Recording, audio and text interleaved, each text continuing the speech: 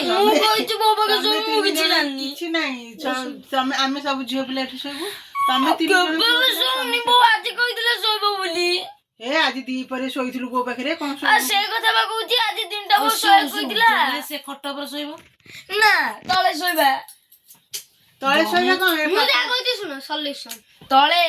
ଇଏ ତଳେ ତଳେ ତଳେ ଖଟ ଭିତରେ ପଶିଯା